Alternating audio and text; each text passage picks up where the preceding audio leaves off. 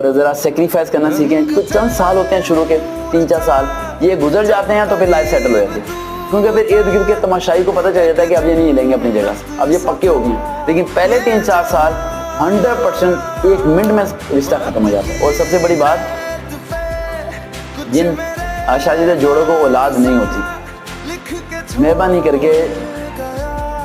करके बाबों के पास मत जाया करें, फक्कियाँ मत खाएं, धागे मत बांधें, ये सब चीज़ें मत करें।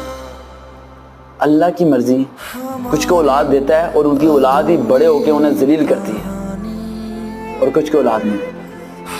तुम्हें क्या लगता है कि बेटे बाजू होते हैं?